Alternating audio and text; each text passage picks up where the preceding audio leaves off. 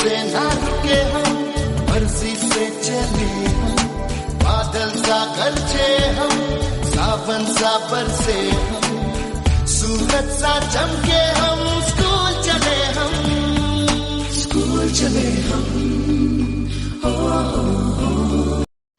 Good morning class 5th के बच्चों।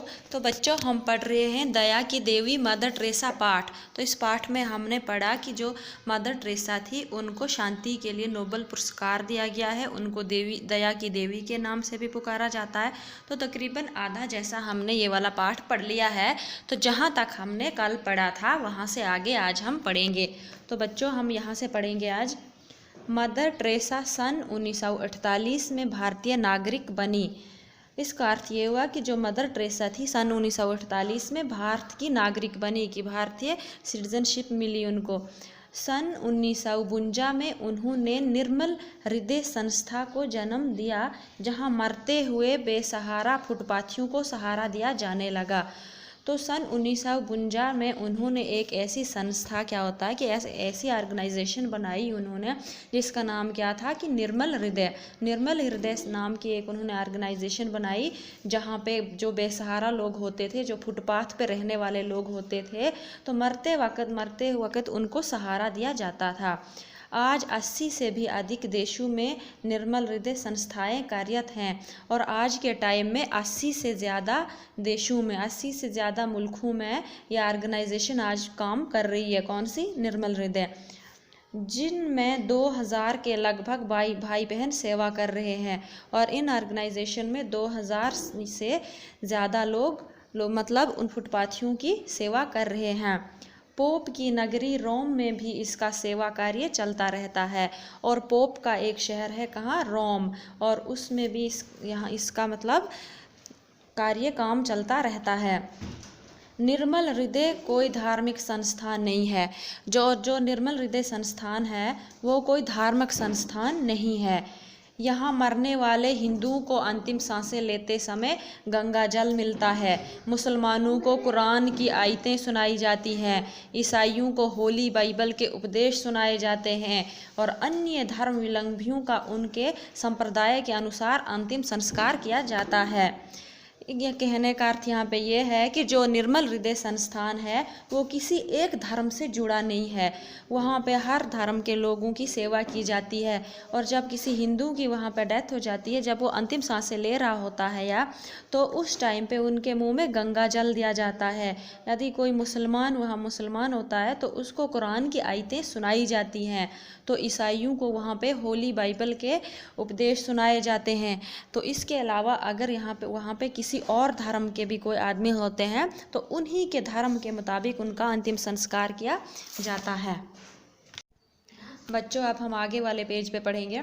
संसार में सर्वत्र दुख और दारिद्र्य बढ़ता जा रहा है। तो संसार का अर्थ होता है दुनिया में, और सर्वत्र क्या होता है कि हर तरफ दुख और दारिद्र्य। तो दारिद्र्य का अर्थ क्या होता है कि गरीबी। तो संसार में हर तरफ दुख और गरीबी बढ़ती जा रही है। आखिर इतना दुख क्यों है इस विश्व में? तो विश्व का अर्थ क्या होता है कि संसार में, दुनिया में। तो आखिर इस दुनिया में इतना दुख क्यों है?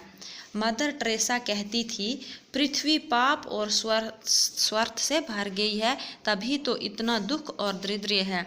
तो जो मदर टेरेसा थी वो कहती थी कि पृथ्वी का अर्थ क्या होता है कि ज़मीन, ये जो ज़मीन है वो पाप और स्वार्थ से भर गई है, तभी तो इतना दुख है यहाँ पे। दुख दारिद्र्य मिटाने के लिए सभी को मिलजुल कर प्रयत्न करना चाहिए। तो दुख और दारिद्र्य यानी कि गरीबी को मिटाने के लिए हर किसी को यानी कि मिलजुल कर प्रयत्न, तो प्रयत्न का अर्थ क्या होता है कि कोशिश, हर किसी को कोशिश करनी चाहिए। जो जीवों से प्रेम करता है वही ईश्वर को चाहने की शक्ति पा सकता है। कि जो जीवों से, कि यहाँ पे मतलब संसार में रहने वाले सभी जीवों से प्यार कर सकता है, वही ईश्वर को चाहने की शक्ति पा सकता है। और सिर्फ वही मतलब भगवान को चाहने की भी ताकत रख सकता है। कि वही इंसान जो जीवों से प्रेम कर सकता है वही ईश्वर से भी प्रेम कर सकता है। आज केवल रोटी खाने की भूख नहीं है, वरना लोग प्रेम और सहानुभूति को ही भूख कहते हैं। देखो यहाँ से नीचे वाली लाइन, मदर टेरेसा के अनुसार, तो अनुसार का अर्थ क्या होता है? मुताबिक। व्यक्ति, व्यक्ति का अर्थ क्या होता है? आदमी। के जीवन, जीवन का अर्थ क्या होता है? जिंदगी। की सार्थकता इस बात पर निर्भर, निर्भर का अर्थ क्या होता है? कि डिपेंड है कि उसे वंचितों के लिए क्या किया। तो मदर टेरेसा के मुताबिक मतलब किसी भी आदमी का जीवन का मकसद यही है कि उसने जो लोग वंचित हैं उसके लिए क्या किया। जैसे भगवान सभी को चाहते हैं वैसे ही हमारी चाह भी व्यापक होनी चाहिए। तो व्यापक का अर्थ क्या होता है? कि फैला हुआ। यहाँ पे है कि जैसे भगवान सभी लोगों को एक जैसा चाहते हैं, सबसे बराबर का प्रेम करते हैं, उसी तरह हमारी जो चाह है वो भी चारों तरफ फैली हुई होनी चाहिए। क्या हम सड़क पर चलते हुए अकिंचन व्यक्ति को पहचानते हैं? तो अकिंचन क्या होता है? कि गरीब। ठीक है, कि क्या हम सड़क पर चलते हुए हर एक गरीब आदमी को पहचानते हैं? यदि नहीं, यदि नहीं का अर्थ होता है कि अगर नहीं, तो हमें अपनी आँखें खोलनी होंगी। तो हमें क्या है? कि अपनी आँखें खोलनी होंगी। दुखियों की सेवा ही जीवन की सार्थकता, उसका उद्देश्य होना चाहिए। कि दीन दुखियों की सेवा करना ही जिंदगी का उद्देश्य, उद्देश्य का अर्थ क्या होता है? कि मकसद। कि जिंदगी का मकसद ही दीन दुखियों की सेवा होना चाहिए। हम सच्चे और निर्मल हृदय से प्रार्थना नहीं करते, कि हम सच्चे और पावन दिल से, साफ सुथरे दिल से प्रभु की प्रार्थना नहीं करते। यदि हम नियमित रूप से मन लगाकर ईश्वर से प्रार्थना करें तो परस्पर प्रेम करने लायक हो जाएंगे। कि यदि हम नियमित रूप से मतलब किसी अच्छे रूप से हम ईश्वर की प्रार्थना करें तो परस्पर प्रेम करने लायक हो जाएंगे। तो हम प्रभु से प्रेम करने के लायक हो जाएंगे। तो बच्चों आज हम यहाँ तक ही पढ़ेंगे। आपको भी ये पढ़ना है और होमवर्क भी करना है।